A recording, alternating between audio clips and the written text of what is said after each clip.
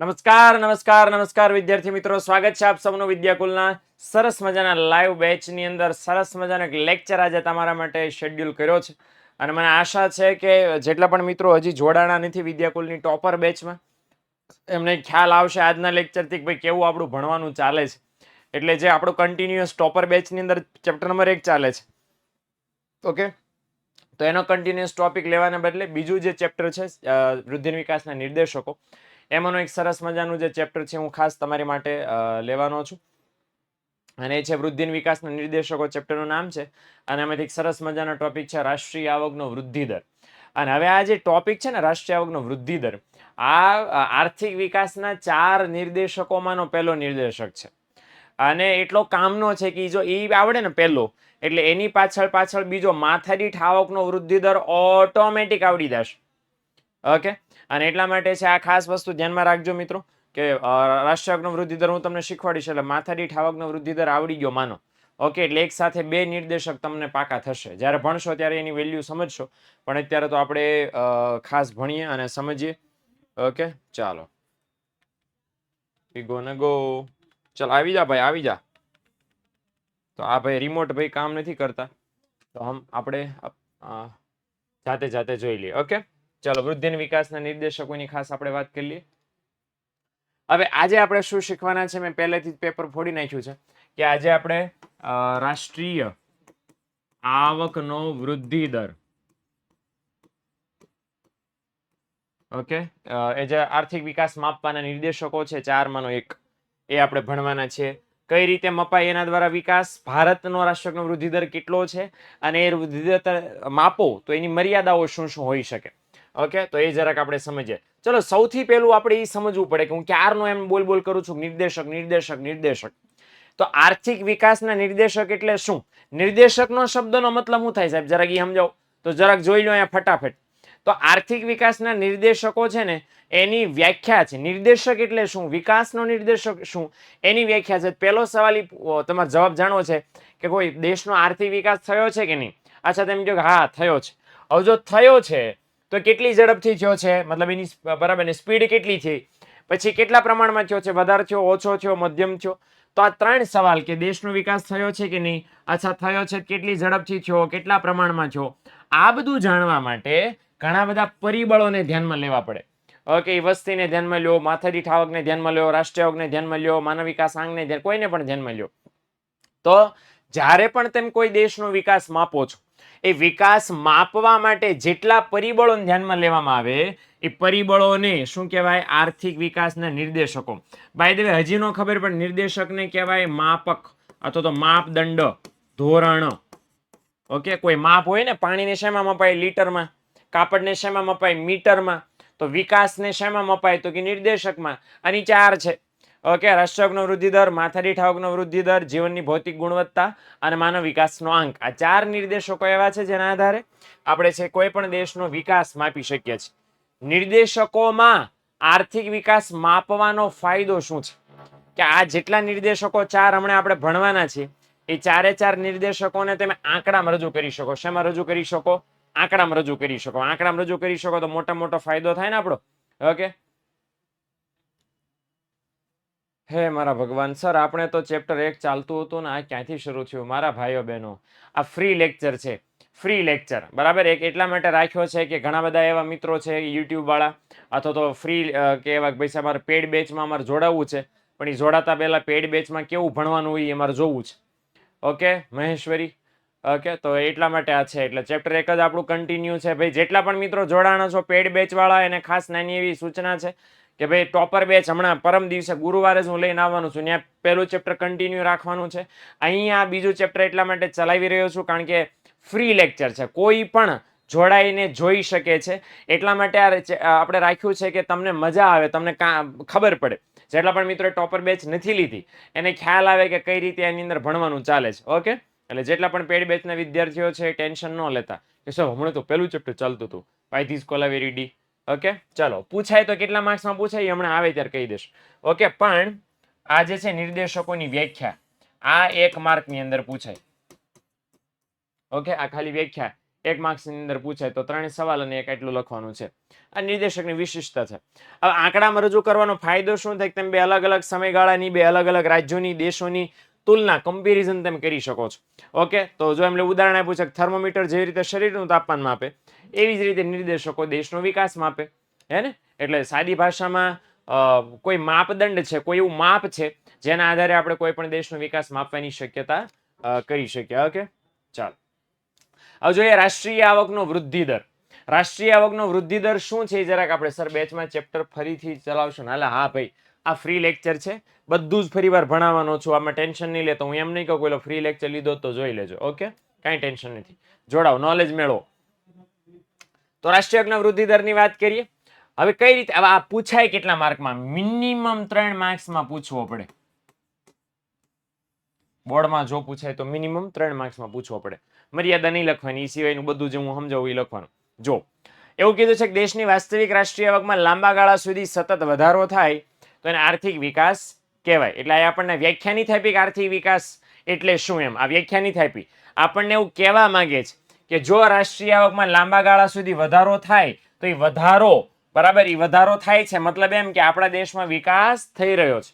જો કોઈ પણ દેશની રાષ્ટ્રીય આવક લાંબા ગાળા સુધી સતત વધતી જતી હોય તો એવું સમજવાનું કે દેશનો આર્થિક વિકાસ થઈ રહ્યો છે. એટલે આ વિકાસની વ્યાખ્યા નહીં થાય.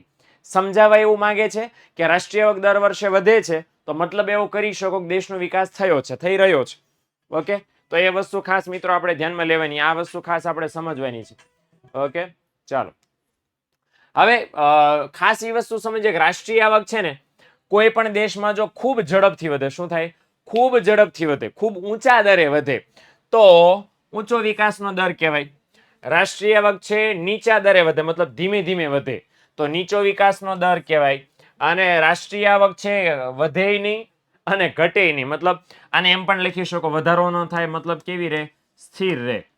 તો એને કેવી સ્થિતિ કહેવાય? સ્થગિતતાની અવસ્થા કહેવાય. સ્થગિતતાની સ્થિતિ, સ્થગિતતા મતલબ પોઝ થઈ જાય, નો આગળ વધે નો પાછળ જાય. અને જો રાષ્ટ્રીય આવક વધવાને બદલે ઘટે, શું થાય? ઘટે તો એને શું કહેવાય? પીછેહટની સ્થિતિ કહેવાય. હવે તમને એમ થાય કે સાહેબ આ 4 શું છે? મતલબ અહીંયા એ સમજવાનો કે રાષ્ટ્રીય આવકમાં કેવો ફેરફાર થાય છે એના આધારે વિકાસની કક્ષા માપી શકો. જો રાષ્ટ્રીય આવક ખૂબ ઝડપથી વધતી હોય તો એને ઊંચા દરે વધી કહેવાય, તો દેશ બહુ ઝડપથી વિકાસ કરી રહ્યો છે એવું માનવાનું. જો રાષ્ટ્રીય આવક નીચા દરે એટલે બહુ ધીમે ધીમે વધે છે તો નીચો વિકાસનો દર એવું માનવાનું. જો રાષ્ટ્રીય આવક વધતી જ નથી મતલબ સ્થિર છે દર વર્ષે તો એને સ્થગિતતાની સ્થિતિ કહેવાય. અને રાષ્ટ્રીય આવક વધતી ન હોય પણ વધવાને બદલે ઉલટાની આપણા પાડોશીની જેમ શું થતી હોય? ઘટતી હોય તો એની કેવી સ્થિતિ કહેવાય? પીછેહટની સ્થિતિ કહેવાય. એટલે રાષ્ટ્રીય આવકમાં કેવો ફેરફાર થાય છે એના આધારે તમે તમારા દેશના વિકાસની પરિસ્થિતિ જાણી શકો, સમજી શકો, જોઈ શકો. ઓકે, હવે અહીં લખ્યું છે કે રાષ્ટ્રીય આવકની ગણતરી નાણાકીય આવકમાં બજાર ભાવે નહીં પરંતુ વાસ્તવિક આવકમાં સ્થિર ભાવે કરવામાં આવે છે. ઓલરેડી મને ખ્યાલ છે ત્યાં સુધી આંકડાશાસ્ત્ર વિષયનું, કોમર્સ વાળા જેટલા પણ મિત્રો છે અહીંયા, તો એમને ખ્યાલ હશે કે સાહેબ આંકડાશાસ્ત્ર વિષયનું પહેલું ચેપ્ટર સૂચકાંક થોડુંક ભણી ગયા છો. યસ ઓર નો? કેટલા જણા ભણી ગયા છે પહેલું? એટલીસ્ટ થિયરી ચાલુ થઈ ગયું હશે, ઓલમોસ્ટ ચાલુ થઈ ગયું હશે બધાને, હા કે ના? ઓકે, ચાલો બધાને શરૂ થઈ ગયું છે. ઘણા બધા એમ કહે છે કે સાહેબ અમે તો આર્ટ્સ વાળા મળે, અને અમને આર્ટ્સ વાળા મળે તો અમને શું મળે? અમને તો આંકડાશાસ્ત્ર નહીં મળે. તો ભાઈ જેને આંકડાશાસ્ત્ર નહીં મળે એને ખાસ યાદ દેવરાઈ દઉં કે 11મા ધોરણમાં અર્થશાસ્ત્ર વિષયમાં 9મા ચેપ્ટરમાં છેલ્લા મુદ્દા 2 વાસ્તવિક રાષ્ટ્રીય આવક ને નાણાકીય રાષ્ટ્રીય આવક, જમણી બાજુનું ડાબી બાજુનું પેજ નીચેની બાજુ એવું આપણને આપેલું હતું. જો તમે છે વર્તમાન એટલે કે ચાલુ વર્ષના ભાવના ધ્યાનમાં લઈને રાષ્ટ્રીય આવક માપો તો નાણાકીય રાષ્ટ્રીય આવક કહેવાય. અને ભૂતકાળના એટલે કે આધાર વર્ષના એટલે કે સ્થિર વર્ષના પાયાના વર્ષના ભાવને ધ્યાનમાં રાખીને રાષ્ટ્રીય આવક માપો તો કેવી કહેવાય? વાસ્તવિક રાષ્ટ્રીય આવક કહેવાય. એટલે અહીંયા છેલ્લી લીટી આપણને સમજાવવા શું માંગે છે? તો આપણને સમજાવવા એ માંગે છે કે જ્યારે રાષ્ટ્રીય આવક કોઈ પણ દેશમાં ગણવામાં આવે તો એ રાષ્ટ્રીય આવક ગણતી વખતે ચાલુ વર્ષના ભાવને ધ્યાનમાં લેવામાં આવતા નથી. એના બદલે કયા? સ્થિર ભાવને એટલે કે પાયાના ભાવને એટલે કે આધાર વર્ષના ભાવને ધ્યાનમાં લેવાય છે. યસ, સાચી આવક વાસ્તવિક રાષ્ટ્રીય આવક કહેવાય. બિલકુલ sure.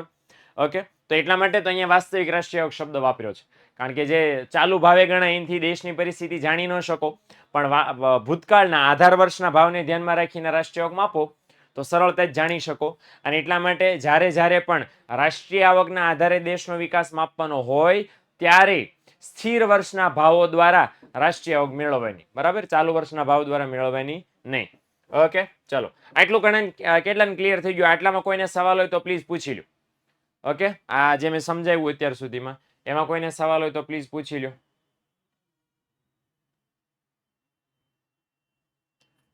Do you anyone have સવાલ્સ? If you have સવાલ્સ, you can પૂછ સવાલ્સ. No doubt. Done doubt. Okay, done. ચલો આટલું જ લખવાનું, મકવાણા દૂર ના બેટા, આટલું નથી લખવાનું, હજી આવશે. આ તો શું છે કે આટલો પોર્શન મેં સમજાવ્યો છે, હજી પાછળ બાકી છે. આટલું થોડું આવે 3 માર્ક્સમાં, તો આટલાના 3 માર્ક્સ ન મળે. અને આ વસ્તુ પુસ્તકમાં છે ને આમ લાઈન ટુ લાઈન આપી છે, મેં જરાક પોઈન્ટ પાડીને સમજાવી છે. ઓકે ઓકે, ડન છે. ચલો કોઈ ડાઉટ નથી તો આપણે આગળ વધીએ. બાય ધ વે, આગળ આપણે એવું સમજવાનું છે ખાસ કે થિયરી તો થઈ ગઈ, આંકડા શું કે છે ભારત દેશના. તો જરાક આંકડાની વાત કરી લે. કોષ્ટક જોઈ લો. કોષ્ટક જોઈને મૂંઝાઈ ગયા હોય તો ટેન્શન નહીં લેતા, બધા આંકડા આપણે પાકા કરવાના નથી. માત્ર ભારતનો આંકડો છે એ પાકો કરવાનો છે, અને બાકીના નોર્વેના આંકડા ભારત કરતા ઓછા છે કે વધારે બસ યાદ રાખવાનું છે. એટલે આંકડાના નામે પાકું બસ એક જ કરવાનું છે ભારતનું. કેટલો છે રાષ્ટ્રીય આવકનો વૃદ્ધિ દર? 7.3. તમને એમ પ્રશ્ન થશે કે સાહેબ આ આંકડા છે શું હકીકતમાં? તો અહીંયા દેશ આપ્યો છે, ટાઇટલ આપ્યું છે રાષ્ટ્રીય આવકનો વૃદ્ધિ દર. તો કહેવા શું માંગે છે આપણને કે કોઈ દેશમાં પર્ટિક્યુલર દર વર્ષે રાષ્ટ્રીય આવક કેટલા ટકા વધે છે, કેટલા ટકાની ઝડપે વધે છે, તો એ ટકાવારી આપી છે. એટલે 2.2%, 2.4%, 4.5, 7.3, 8.3, 4.7. ઓકે, તો કોષ્ટકમાં સમજી લ્યો તો ખબર પડે કે નોર્વે અને અમેરિકા બે વિકસિત દેશો છે. Yes or no? Norway America વિકસિત દેશો છે, તો એનો વૃદ્ધિ દર તો નીચો, અને સામે પક્ષે ભારત દેશ છે, એ ભારત દેશ તો હજી વિકાસશીલ દેશ છે, તો એનો વૃદ્ધિ દર ઊંચો. તો પછી હમણાં આપણે પાછળની સ્લાઇડમાં જેવું ભણ્યા કે જે દેશમાં રાષ્ટ્રીય આવક ઊંચા દરે વધતી હોય એમાં ઊંચો વિકાસનો દર કહેવાય, નીચા દરે વધતી હોય તો નીચો વિકાસનો દર કહેવાય. તો શું આ બે અમે નોર્વે અને અમેરિકા નીચા દરે વિકાસ કરે છે ભારત કરતા? તો બિલકુલ સાચું છે. તો પહેલા એ સવાલનો જવાબ આપી દો જે મનમાં તમારે ઉઠવો જોઈએ કે સાહેબ નોર્વે અને અમેરિકા બંને વિકસિત દેશો છે, એનો વૃદ્ધિ દર વધારે કેમ નથી અને ભારતનો કેમ વધારે છે? એટલા માટે મિત્રો, કારણ કે નોર્વે અને અમેરિકા જે છે એ નોર્વે અને અમેરિકા અગાઉ વિકાસ કરી ચૂક્યા છે. ઓકે, એટલે એમને એન્જિન હવે ટાટા પડી ગયા છે. ઓકે, એમને જે ગાડી ભગાવવાની હતી ભગાવી લીધી છે, અને બસ હવે બસ ખાલી જરૂર પડે તો પહેલા બીજા ગિયરમાં ગાડી ચલાવ્યા કરે છે એ લોકો, અને હવે જરૂર નથી, બળ કરવાનું તે કરી લીધું છે. અને એટલા માટે રાષ્ટ્રીય આવકનો વૃદ્ધિ દર નીચો છે. સામે પક્ષે ભારતનું કામ શું છે? ભારત છે F1 ની ફોર્મ્યુલા રેસની કારમાં લઈ અને ફૂલ સ્પીડમાં ભાગી રહ્યું છે. એટલે બરાબર, ભારત વિકાસશીલ છે, હજી વિકાસ કરવાનો બાકી છે, અને એ દિશામાં આપણે ખૂબ ઝડપથી આગળ વધી રહ્યા છીએ. માટે આપણો વૃદ્ધિ દર વિકસિત દેશો કરતા કેવો છે? વધારે. આ લોજિક, આ રીઝન યાદ રાખજો. ઓકે, હકીકતમાં તો વિકસિત દેશોનો વૃદ્ધિ દર ઊંચો હોવો પડે, પણ નથી, કારણ કે ભૂતકાળમાં વિકાસ થઈ ચૂક્યો છે, વર્તમાનમાં થયો નથી. અને સામે પક્ષે ભારતનો વર્તમાનમાં થઈ રહ્યો છે, હજી થવાનો બાકી છે. માટે આ બધા દેશો કરતા ભારતનો વૃદ્ધિ દર ખૂબ વધારે છે.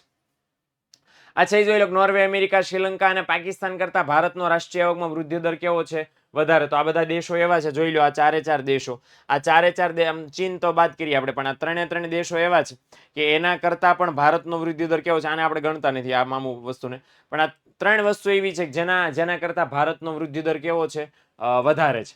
એટલે એ દ્રષ્ટિએ કહી શકો કે વિશ્વમાં ભારત સૌથી ઝડપથી વિકાસ પામતું અર્થતંત્ર, સૌથી ઝડપથી વિકાસ પામતું અર્થતંત્ર છે. ઓકે, આખા વર્લ્ડમાં આપણને ગૌરવ થવું જોઈએ. નહીં તો એમ કે સાહેબ સૌથી વધારે ગરીબી ક્યાં ભારતમાં, સૌથી વધારે વસ્તી ક્યાં ભારતમાં, સૌથી વધારે ભ્રષ્ટાચાર ક્યાં વધારેમાં, સૌથી વધારે ભૂખમરો ક્યાં ભારતમાં. હવે જો આવા આંકડા યાદ રહેતા હોય ને તો આ યાદ રહેવું જોઈએ કે વર્તમાન સમય 2024માં, હું 2024 ની વાત કરું તો આ તો ચોપડી વાળું આપ્યું છે 2014 નું, હું તમને 2024 ની વાત કરું છું. વિશ્વમાં સૌથી ઝડપથી વિકાસ પામતો દેશ અત્યારે કયો દેશ છે? ભારત દેશ છે. એટલે આપણને ગૌરવ થવું જોઈએ કે આપણે વિશ્વમાં સૌથી ઝડપથી આગળ વિકાસ. ઇવન અમેરિકા, ઇંગ્લેન્ડ, ફિંગ્લેન્ડના ફાંફા પડી ગયા છે અત્યારે, આપણને ફાંફા નથી. આના હું કઈ નેતાની વાત નથી કરતો, આ લોજિકલી ઇકોનોમિક્સ ની દ્રષ્ટિએ હું આ વાત કરું છું કે આપણો જીડીપી નો ગ્રોથ રેટ અન્ય કોઈ પણ દેશ કરતા બહુ સારો છે, બહુ વધારે છે. તો બરાબર ને, તો આપણે એનો પ્રાઉડ થવું જોઈએ. બરાબર, we are proud to be Indian. આમ તો મજા આવી જોઈએ કે વાહ આવું સરસ શબ્દ છે. અને આ ચોપડીમાં લખ્યું છે કે વિશ્વમાં ભારત સૌથી વધારે ઝડપથી વિકાસ પામતો દેશ છે. આ એવું અર્થતંત્ર છે કે જેની વિકાસ પામવાની સ્પીડ અન્ય કોઈ પણ દેશ કરતા વધારે છે. જો મેં હમણાં કારણ કીધું તો અહીંયા છે જ કે નોર્વે અને અમેરિકાએ અગાઉ વિકાસ કરી લીધો છે. અગાઉ એટલે ભૂતકાળમાં વિકાસ કરી લીધો છે. ઓકે, અગાઉ બોલે તો ભૂતકાળ, અને ભૂતકાળમાં વિકાસ કરી લીધો છે. પરિણામે વર્તમાન સમયમાં બસ 2 થી 3% સ્પીડે એ લોકો વિકાસ કરી રહ્યા છે. એનો વધારો થવાનો તો એ થઈ ગયો. હવે અહીંયા મેઇન વસ્તુ એ છે. ઓકે, તો કદાચ તમને 3 માર્કમાં પૂછાય તો 3 માર્કમાં પૂછાય તો તમારે અહીંયા સુધી ખાસ લખવાનું છે. અચ્છા, ફરી વાર કહી દો કે આંકડો કયો યાદ રાખવાનો છે? ભારત વાળો આંકડો ખાસ તમારે યાદ રાખવાનો થશે. બીજી વસ્તુ 3 માર્ક્સમાં પૂછાય મેં કીધું અહીંયા લખવાનું છે. ઇન કેસ ભૂલે ચૂકે રાષ્ટ્રીય આવકના વૃદ્ધિ દર 5 માર્ક્સમાં પૂછી નાખે, ઓકે, તો પછી મર્યાદાઓ પણ 3 સમજાઈ દેવાની છે. ભાઈ દવે ઘણીવાર એવું થાય છે કે રાષ્ટ્રીય આવકના વૃદ્ધિ દરના નિર્દેશકની મર્યાદાઓ 3 માર્ક્સમાં પૂછે છે. કેટલા માર્ક્સમાં? 3 માર્ક્સમાં પૂછે છે. મને ખ્યાલ છે મોટું ત્યાં સુધી 2024 માર્ચમાં એ કદાચ આ પૂછાણી હતી, મને એક્ઝેક્ટલી યાદ નથી. ઓકે, પણ 3 માર્ક્સમાં પૂછાવાની શક્યતા પૂરેપૂરી છે. ખાલી મર્યાદા 3 મર્યાદા છે તો 3 મુદ્દા સમજાઈ દેવાના છે. કામ ખતમ, લખીને બગી દઉં. પહેલી મુશ્કેલી છે. પહેલી મુશ્કેલી નામ શું છે? રાષ્ટ્રીય આવકની ગણતરીની મુશ્કેલી. કે જ્યારે સરકાર રાષ્ટ્રીય આવક ગણવા બેસે છે, અને આપણને બધાને ખ્યાલ છે કે 1954 થી ભારતમાં CSO નામની સંસ્થા આ ભારત દેશની રાષ્ટ્રીય આવક ગણવાનું કામ કરે છે, સેન્ટ્રલ સ્ટેટિસ્ટિકલ ઓર્ગેનાઇઝેશન. હવે આ સંસ્થા જે રાષ્ટ્રીય આવક ગણવા બેસે ને એના ઢગલાબંધ સમસ્યાઓનો સામનો કરવો પડે છે. અને આપણે 11માં પણ 9મા ચેપ્ટરમાં ડાબી બાજુના પેજ ઉપર આપણે ભણી ગયા. એ ડાબી બાજુના પેજ ઉપર એક સરસ મજાનું લિસ્ટ આપ્યું છે. ઓકે, અને એ લિસ્ટ અહીંયા કોપી માર્યું છે લોકોએ. જ્યારે મેં તમને ત્યારે ભણાવતો હતો ત્યારે મેં પણ તમને કીધું હતું કે ભાઈ આવશે અહીંયા. ઓકે, તો પહેલો પ્રોબ્લેમ શું છે? બેવડી ગણતરી. એટલે એકની એક વસ્તુની ગણતરી કેટલી વાર થાય છે? 2 કે એના કરતા વધારે. તો 1 કરતા વધારે વખત બે વસ્તુની ગણતરી થઈ જાય છે. સ્વવપરાશની વસ્તુઓ. સ્વવપરાશની વસ્તુ એટલે શું? કે ખેડૂતો પોતાના માટે, પોતાના વપરાશ માટે અનાજનું ઉત્પાદન કરે તો સરકાર એને ધ્યાનમાં લે. પણ બાકીના બધા આખા દેશના કોઈ પણ લોકો પોતાના વપરાશ માટે વસ્તુનું ઉત્પાદન કરે તો સરકાર એને ધ્યાનમાં લેતી નથી. લોચા પાર્ટી છે. એટલે આના કારણે સાચી રાષ્ટ્રીય આવક સરકારને જાણવાની જ મળતી. અચ્છા, ઘસારોનો પ્રોબ્લેમ છે કે ઘસારો જે છે એ સરકારને સાચો જાણવા મળતો નથી, કારણ કે ઘસારો અલગ અલગ પદ્ધતિએ ગણાય. અને બીજું કે અલગ અલગ પદ્ધતિએ ઘસારો ગણો તો પ્રોબ્લેમ ક્યાં છે કે ભાઈ અલગ અલગ પદ્ધતિએ ગણેલો ઘસારો અલગ જવાબ આપે છે. ઘસારો ગણવો કે ન ગણવો એ એક મોટો પ્રશ્ન છે. એટલે બરાબર ને, તો ઘસારાને કારણે પણ સાચી રાષ્ટ્રીય આવક જાણી ન શકાય. ગેરકાયદેસર આવક. તો ગેરકાયદેસર આવક એટલે શું? તો ગેરકાયદેસર આવકનો મતલબ એવો થાય કે ચોરીની આવક, સટ્ટાની, જુગારની, લૂંટની આવક, આ બધી ગેરકાયદેસર આવક છે. હવે હકીકતમાં એ આવક જે તે વ્યક્તિઓને થાય છે, બરાબર, તો લોજિકલી તો ગણાવી જોઈએ, સરવાળામાં પ્લસ થવી જોઈએ, કારણ કે જે તે વ્યક્તિને આવક થઈ છે. પણ એ ગેરકાયદેસર, કાયદાની વિરુદ્ધ હોવાથી સરકાર એને ધ્યાનમાં લેતી નથી, અને માટે એ ઇન્ક્લુડ થઈ શકતી નથી. સર, હું પેડ બેચમાં એડમિશન કરું? આ કરી લો મંસૂરી. મુસ્કાન કરી દીધું હશે આઈ થિંક. ઓકે, ન કર્યું હોય તો કરી દેજો, અને કરી દીધું હોય તો વેલકમ. ચલો ડન. ત્યાર પછી છે કર ચોરી. કર ચોરી બોલે તો કરવેરો તમારે નથી ભરવો સરકારને, એટલે સરકારથી તમે તમારી આવક છુપાવો. ઓકે, અને કરવેરા ન ભરવા પડે એટલા માટે, તો એને કહેવાય કર ચોરી. એનો બીજો ભાઈ છે અને એ છે કર ટાળો. કર ટાળો એટલે શું? કે તમે કામ કરો છો, ઇન શોર્ટ કામ કરો છો મતલબ તમે આવક મેળવો તો સરકારને આવક બધી દેખાડો, પણ એવી છટકબારી શોધો કે સરકારને વેરો ન ભરવો પડે. એટલે તમે આમાં કર ચોરીમાં શું થાય? સરકારને આવક જ નહીં દેખાડવાની, એટલે બાના કાઢવાની ઝંઝટ જ નહીં. પણ આમાં આવક દેખાડીને બાના કાઢવાના. બે કિસ્સામાં તમે સરકારને સાચી માહિતી જાણવા દેતા નથી, અને એના કારણે સરકારને સાચી રાષ્ટ્રીય આવક જાણવા મળતી નથી. હાલો, ત્યાર પછી છે સાટા પદ્ધતિ. હાટાપાટા. ઓકે, આ 12મા ધોરણમાં 3જા ચેપ્ટરમાં આપણે ભણશું, નાણું અને ફુગાવાવાળા ચેપ્ટરની અંદર. તો સાટા પદ્ધતિમાં શું છે કે વસ્તુ સેવાના બદલામાં વસ્તુ સેવાનો વિનિમય થાય છે, અને વસ્તુ સેવાના બદલામાં વસ્તુ સેવાનો વિનિમય થાય છે, અને ત્યાં નાણાં હોતા નથી ને એટલા માટે છે ત્યાં શું કહેવાય, રાષ્ટ્રીય આવક ગણી શકાતી નથી. ત્યાર પછીનો પ્રોબ્લેમ છે નિરક્ષરતા.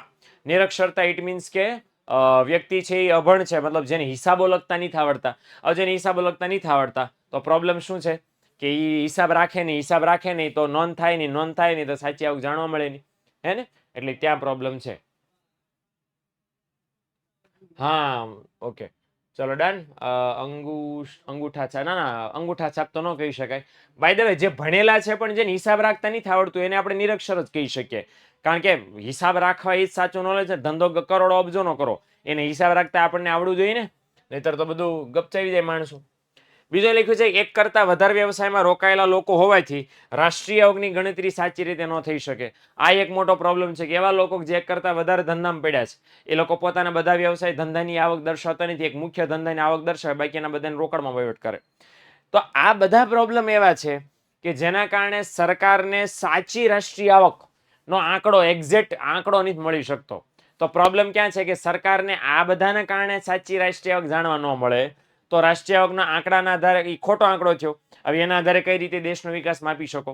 એટલે રાષ્ટ્રીય આવકના આધારે દેશનો વિકાસ માપવાનો પ્રોબ્લેમ શું છે કે સરકાર દર વર્ષે જે રાષ્ટ્રીય આવક ગણે છે એ રાષ્ટ્રીય આવક માપતી વખતે સરકારને બહુ બધા પ્રશ્ન આવે છે. અને એના કારણે જે રાષ્ટ્રીય આવકનો આંકડો છે કોઈ દિવસ એક્યુરેટલી સાચો હોતો નથી.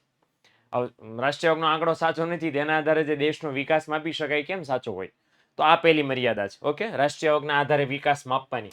હાલો, રાષ્ટ્રીય આવકના આધારે વિકાસ માપવા જાઓ તો બીજી મર્યાદા નડે. મોટી મર્યાદા છે. અને કઈ મર્યાદા છે? વસતી, વસ્તી. ઓકે, રાષ્ટ્રીય આવક ના માત્ર રાષ્ટ્રીય આવક જાણો અને માત્ર રાષ્ટ્રીય આવકના આધારે વિકાસ માપવા જાઓ તો એવું હંમેશા કહેવાય છે કે માત્ર રાષ્ટ્રીય આવકના આધારે દેશનો વિકાસ ન માપી શકો. Very sure guarantee. હવે આપણને એમ કીધું છે કે એ દેશ કરતા બી દેશની રાષ્ટ્રીય આવક વધારે હોય તો બી દેશનો વિકાસ વધારે થયો છે એમ તમે કહી શકો નહીં. શું અહીં કીધું? એ કરતા કોની આવક વધારે છે? બી ની. તો એમ ન કહીએ કે બી દેશની રાષ્ટ્રીય આવક વધારે ને એટલે બી દેશનો વિકાસ થઈ ગયો ને એની આવક ઓછી એટલે એનો વિકાસ નથી થયો. એવું બિલકુલ ન કહી શકો. પોસિબલ છે કે બી દેશની રાષ્ટ્રીય આવકની સાથે વસ્તી બહુ વધારે હોય અને એ દેશની વસ્તી ઓછી હોય, એવું પોસિબલ છે. એટલે આ તમને એબી વાળું ન સમજાણું. ઓકે, પહેલા તમને ચોપડી વાળું સમજાવી દો. આ શું કહેવા શું માંગે છે? ઓકે, માની લો કે એ નામનો દેશ, બી નામનો દેશ. અહીંયા આપણને એમ કીધું એ કરતા બી ની રાષ્ટ્રીય આવક વધારે છે, તો અહીંયા રાષ્ટ્રીય આવક લખી નાખું છું. માની લો એની રાષ્ટ્રીય આવક 5.07 કરોડ છે અને બી ની આવક છે 12.08 કરોડ છે. હાલો, મને કહો તો કયા દેશની રાષ્ટ્રીય આવક વધારે છે? બોલો જલ્દી. હાલો, એ અને બી કયા દેશની રાષ્ટ્રીય આવક વધારે છે? આની 5.07 અને આની 12.8. તો બસ ખાલી આ આંકડાના આધારે જો તો બરાબર ને, તો કયો દેશ છે વધારે સારો કહેવાય?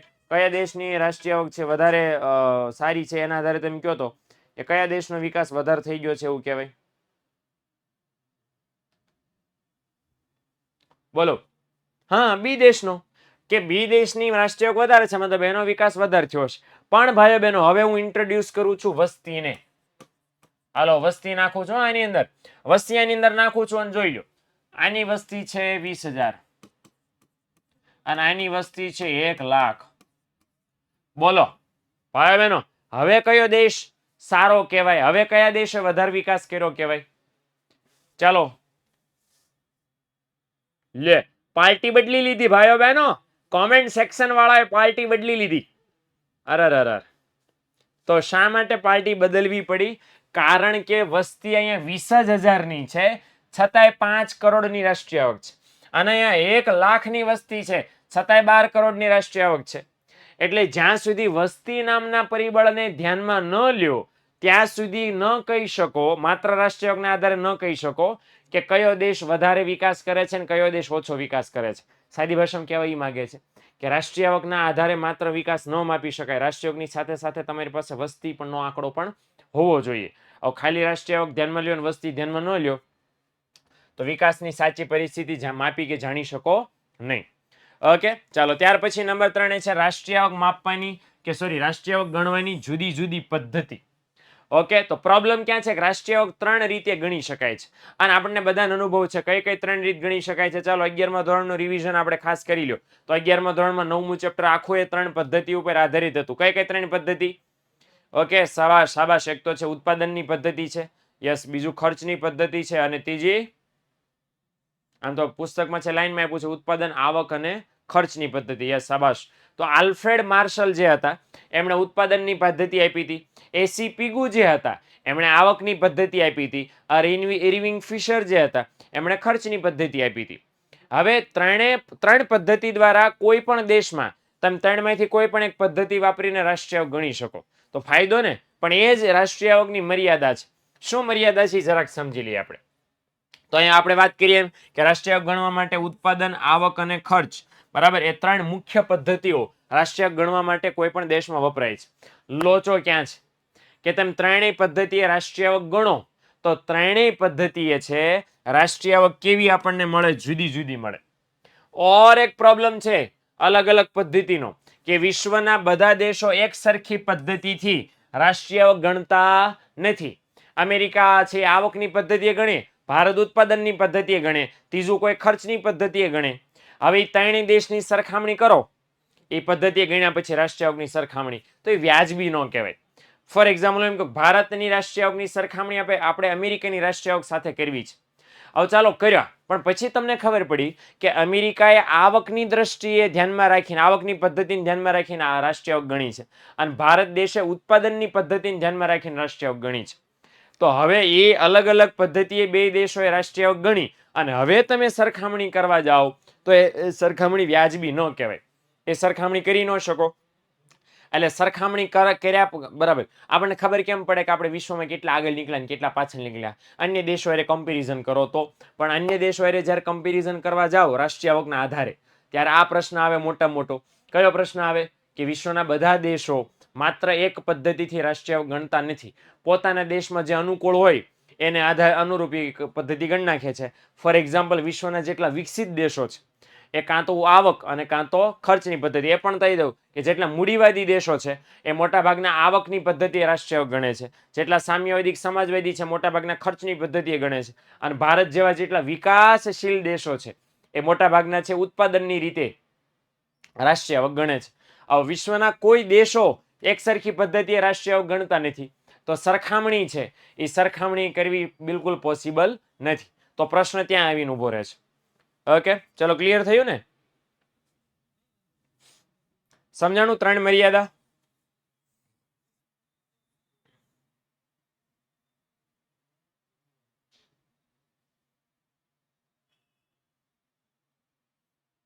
Okay done. તો આટલી વસ્તુ 5 માર્ક્સમાં ખાસ આપણે કન્સિડર કરવાની. ફરી વાર કીધું બોર્ડની પરીક્ષામાં જો પૂછાય તો બોર્ડની પરીક્ષામાં 3 માર્કમાં પૂછાય મર્યાદાના ખાલી ટાઇટલ લખી નાખવાના છે, બાકી ઉપરનું ઓલું બધું આપણે સમજાવ્યું તો બધું લખવાનું જ થશે. મર્યાદાને ખાલી ટાઇટલ લખી નાખવાનું. જો 5 માર્ક્સમાં પૂછાય તો બધું લખી નાખવાનું છે. બાય ધ વે બીજું પણ એક મારે તમને ખાસ તમારી સાથે શેર કરવી છે માહિતી કે જેટલા પણ મિત્રો અહીં જોડાણા છો પેડ બેચવાળા, એને ખાસ આ નમ્ર સૂચના છે, નવા આવ્યા હોય હમણાં મેં સૂચના આપીને ભૂલી ગયા હોય તો, કે આપણી પેડ બેચ ગુરુવારથી ઇકોનોમિક્સનો મારો લેક્ચર છે કન્ટિન્યુઅસલી પહેલા ચેપ્ટરમાં એમનામ જ ચાલવાનું છે. પણ જે ટોપર બેચમાં નથી જોડાણા એને ખાસ અમારી રિક્વેસ્ટ છે કે ન જોડાણા હો તો હજી ખાસમ ખાસ જોડાઈ જાજો. ટોપર બેચ હજી શરૂ જ થઈ છે, બહુ બધા લેક્ચર નથી ગયા, તો તમે હજી એટલું બધું ગુમાવશો નહીં. હા, ગુમાવશો નહીં તો કોઈ દી નહીં ગુમાવો, કારણ કે મહિના પછી જોડાવ તો એ ત્યાં સુધીના રેકોર્ડ થયેલા લેક્ચર તમને બધા મળવાના છે. પણ આ તો વાત શું છે કે લાઈવ લેક્ચર જેવી મજા ક્યાં ભાઈ બહેનો. અત્યારે કે હું તમને લાઈવ ભણાવું છું, લાઈવ કોમેન્ટ્સ તમારી જોઈ શકો, બાય ધ વે તમે મને લાઈવ પૂછી શકો, પણ એકવાર જે લેક્ચર રેકોર્ડ થઈ ગયો તમારા કાનમાં ઇયરફોન નાખીને સાંભળવાનો જ રહે. એટલે એ અવેલેબલ મળશે જ. ઓકે, એટલે જો હજી નથી જોડાણા તો ખાસમ ખાસ જોડાઈ જાજો જેટલા પણ મિત્રો અહીંયા છો. હા, પેડ બેચવાળા મિત્રો છે ઓલરેડી જોડાઈ ગયા છે, બરાબર ને? તો તમારા મિત્રો હોય તમને કહેતા હોય લેવું કે ન લેવું, લેવું કે ન લેવું, તો જરા કહેજો, ભાવ કહેજો. આપણો પ્રાઇસ જે છે બેચની પ્રાઇસ અને ટ્યુશન ક્લાસીસના બેચની પ્રાઇસ કહેજો, બેમાં બહુ બધો ડિફરન્સ હશે, હે ને? તો એ જરાક સમજાવજો, જણાવજો, જોડજો, બરાબર ને? આટલી ઓછી ફીમાં તમારા માટે આટલું સરસ લાવીએ, બરાબર ને? તો જરાક જોજો, માહિતી આપજો, તમારા આજુબાજુના મિત્રોને જોડવાનો પ્રયત્ન કરજો. ઓકે, પેડ બેચ આપણી શરૂ રહેવાની છે. અને હા યસ, આ ભલે મેં ફ્રી લેક્ચરમાં લીધો છે અત્યારે, પણ પેડ બેચ વાળો જે લેક્ચર છે એની અંદર આ કન્ટિન્યુઅસ કરવાનો છું, એ ગેરંટી વાળી વાત છે. Okay done. ચાલો આગળ વધીએ. ત્યાર પછી આવનારો ક્લાસ પેડ બેચમાં તો મેં તમને કહી દીધું છે હું કયો લેવાનો છું. પણ હવે તમને એ પૂછાય કે સાહેબ આજે જે આપણે મુદ્દા ભણાવ્યા બોર્ડની પરીક્ષામાં આજમાંથી કયા કયા મુદ્દા પૂછાઈ શકે? ઓકે, તો નાના મોટા જેટલા સવાલ પૂછાઈ શકે એટલે હું અહીં તમારી સામે લખવાનો પ્રયત્ન કરું છું. એક તો રાષ્ટ્રીય આવકનો વૃદ્ધિ દર સમજાવો. આ 3 માર્ક્સમાં પણ પૂછી શકે અથવા 5 માર્ક્સમાં પણ પૂછી શકે. મેં તમને સમજાવી દીધું છે કે 3 માર્ક્સમાં પૂછે તો મર્યાદા નહીં લખવાની, 5 માર્ક્સમાં પૂછે તો મેઇન વસ્તુનો મર્યાદા કોન્સેપ્ટ આ બધું લખી નાખવાનું છે. અચ્છા, એની સાથે બીજો એક સવાલ છે જે 3 માર્ક્સમાં પૂછી શકાય એવો છે, અને એ છે રાષ્ટ્રીય આવકના વૃદ્ધિ દરની મર્યાદાઓ સમજાવો. તો 3 મર્યાદાઓ છે, 3 મર્યાદા સમજાવી લેવાની છે એટલે તમારા 3 માર્ક્સ મળી જશે. ઓકે, ત્યાર પછી 1 માર્ક્સમાં પૂછાય એવો સવાલ કે ભારતનો રાષ્ટ્રીય આવકનો વૃદ્ધિ દર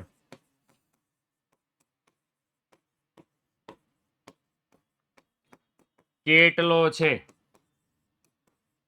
તો કેટલો છે? 7.3%. હે ને? મર્યાદામાં ટોપિક પણ લખવાના.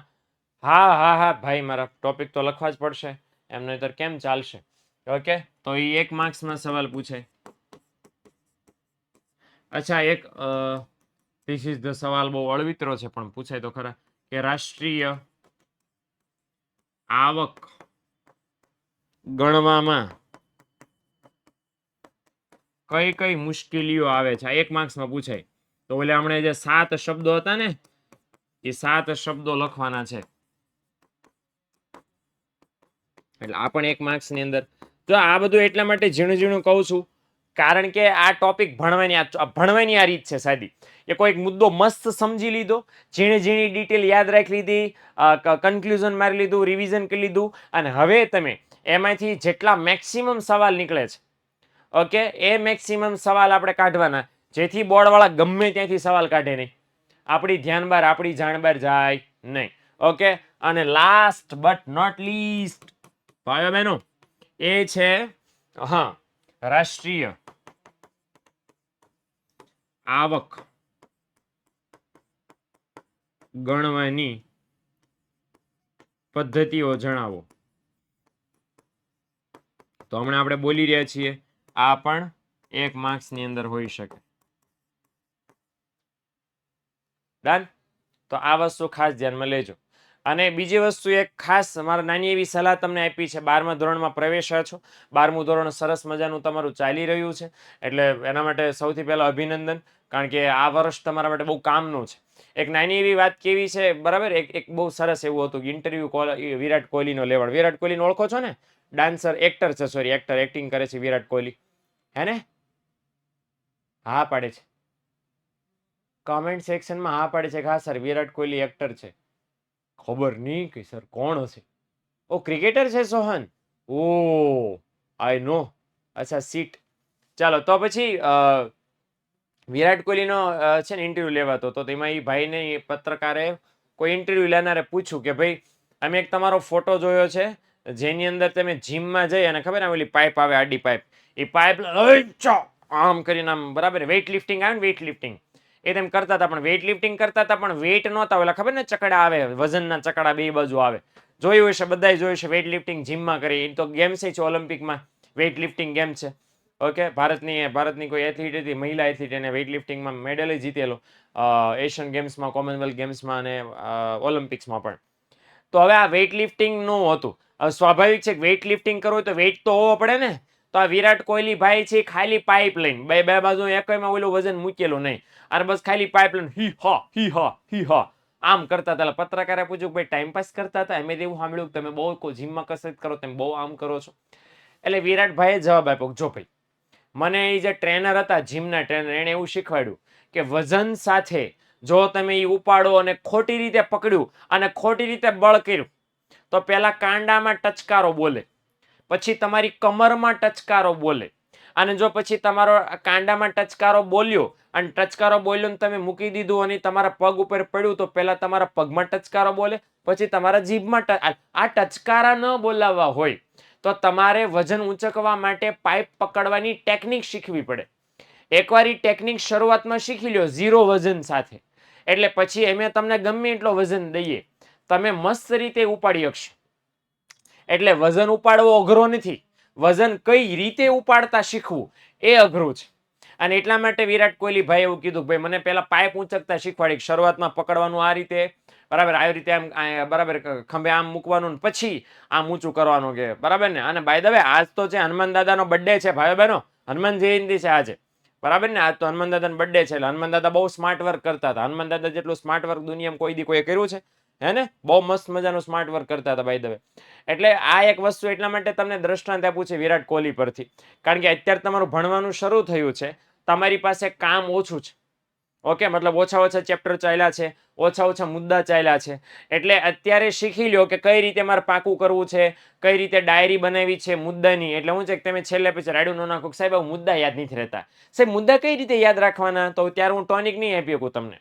એટલે આ વસ્તુ ખાસ ધ્યાનમાં લ્યો કે અત્યારથી જ પાકું કરતા જાઓ. જેટલું રોજ ચાલે છે સ્કૂલમાં અને અહીંયા, એ બધું રોજનું કામ રોજ કરતા જાઓ, ભેગું નહીં કરતા. ભેગું કરશો એટલે પ્રોબ્લેમ શું થશે કે તમને યાદ જ નહીં રહે કંઈ, પરીક્ષા આવીને વહી જશે.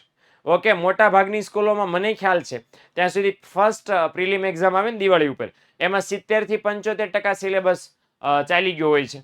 હવે પછી તમે જાગો કે ઓહો હો હો પરીક્ષા આવી ગઈ ને કાંઈ વંચાણું નથી. તો એવા બાના ન કાઢવા હોય તો તમારી પાસે અત્યારથી સમય જ સમય છે. બરાબર ને? સ્કૂલો ડાય થઈ ગઈ છે કે અત્યારથી ભણવા માંડી છે એટલે શું છે કે તમને એટલું કામ પૂરું પડે. અને બાય ધ વે આપણે વિદ્યાકુલનો શેડ્યુલ ટાઈટ જ છે. 31 ડિસેમ્બર સુધીમાં આપણે સિલેબસ પૂરો કરી દેવાના છે. એટલે હું તમને ગણીને કહું ને તો તમારી પાસે 10 મહિના મહેનત કરવાના છે. આ 10 મહિના તમે જેટલી મસ્ત મજાની મહેનત કરશો એવું તમારું 12મા ધોરણનું 11મા મહિનામાં રિઝલ્ટની પ્રિપેરેશન થશે. 11મા મહિના શું છે? બોર્ડની પરીક્ષા. ઓકે, ચોથો મહિનો જો પૂરો થવાનો છે, 23 તારીખથી એક અઠવાડિયું રહ્યું છે. હા કે ને? હે ને? પછી એક અઠવાડિયું જશે એટલે ચોથો મહિનો પૂરો. 8 જ મહિના તમારે પાસે ભણવાના છે. 8 મહિના પછી જાન્યુઆરી ને ફેબ્રુઆરીમાં તો રાઉન્ડ ટેસ્ટ ને એવું બધું સ્કૂલોમાં ચાલતું હશે. આપણે રિવિઝન ને પેપર સોલ્યુશન ચાલતા હશે. અને 11મો મહિનો એટલે કે માર્ચ મહિનામાં તમારી બોર્ડની પરીક્ષા આવીને ઊભી રહી ગઈ હશે.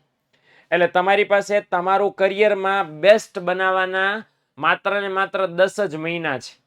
એટલે હવે એને તમે કઈ રીતે ઇન્વેસ્ટ કરો છો, એને કઈ રીતે તમે પ્રિપેર કરો છો એ તમારા ઉપર આધારિત છે. હવે આમાં કાંઈ જો તમે આગળ પાછળ રાખ્યું તો પછી એની સીધી અસર તમારા બોર્ડના રિઝલ્ટ ઉપર પડવાની છે. અને જો એમાં ધ્યાન નહીં રાખ્યું તો જો અત્યાર સુધી શું છે કે બધા ધોરણમાં તમને કન્ટિન્યુઅસ એડમિશન મળતું ગયું, ક્યાંય કોઈ અટવાણ જ નથી. 8માં મળી ગયું, પહેલામાં રોતા રોતા મમ્મી મૂકી ગયા, હાલ બટા જા તારી સ્કૂલ શરૂ. પહેલા ધોરણથી 12મા ધોરણ સુધી પહોંચ્યા, ક્યાંય તમને એડમિશનની પ્રોસેસ લાંબી આડી જ નહીં થાય. પણ ભાઈ બહેનો ધ્યાન રાખજો કે હવે 12માં જો જેવા તેવા ટકા આવ્યા તો કોલેજોમાં એડમિશન મેરિટના આધારે થાય છે. હા, જેવું તેવું લેવું હોય તો બધાને મળી જાય છે. જેવી તેવી કોલેજ તો બધાને મળી જશે. એ તો પાસ થશે ને 12માં 33% લાવશો તો એ બધાને મળી જવાની છે. પણ જો સારી કોલેજમાં સારા કોર્સમાં ઓછી ફી સાથે ભણવું છે તો એના માટે ટકા જોશે અને સારા ટકા જોશે. કારણ કે બધાને સારી કોલેજમાં ભણવું છે, બધાને સારો કોર્સ ભણવો છે અને બધાને મફતના ભાવમાં ભણવું છે. તો કોમ્પિટિશન કેવી ગજબ હોય. હવે એમાં આગળ રહેવા માટે તમારા પહેલા 12મા ધોરણના પીળા પતાકડામાં ઊંચા ટકા હોવા જરૂરી છે. ત્યાં એ માર્કશીટમાં કોઈ બાના નહીં લખેલા હોય કે આખા વર્ષમાં આવો પ્રોબ્લેમ હતો, આ પ્રોબ્લેમ હતો, ફલાણો પ્રોબ્લેમ હતો, માંદા રહી ગયા હતા, અચ્છા તૈયારી નહોતી થઈ, અચ્છા ખબર નહોતી, ઘરે બેઠા ભણતા હતા, અમને પડીને આ પ્રોબ્લેમ હતા, પેલા પ્રોબ્લેમ હતા, યાદ નહોતું રહેતું. એવું માર્કશીટમાં તમે જોજો બાના લખવાની ક્યાંય જગ્યા જ નથી. ને સીધા વિષયના નામ અને સીધા માર્કના નંબરના આંકડા જ છે ભાઈ. ખબર પડી ગયો ને? એટલે આ વસ્તુનું ખાસ ધ્યાન રાખજો કે મહેનત એક વખત કરશો તો મહેનત કોઈ નહીં જોવે, પણ રિઝલ્ટ જે આવશે ને આખી દુનિયા જોશે. અને આ રિઝલ્ટ તો એવું છે 12માનું પાછું, તો માઇલસ્ટોન કહેવાય આપણી લાઈફનું. એ આખી જિંદગી આખા ગામને આપણે કહેવાનું છે કેમ 12માં એટલે આપણે નહીં કહીએ ને તો સામેવાળા પૂછે 12માં કેટલા ટકા આવ્યા, 12માં કેટલા ટકા આવ્યા, 12માં કેટલા ટકા આવ્યા. 1000 વાર લાખ વાર તમને પૂછે કે નહીં પૂછે?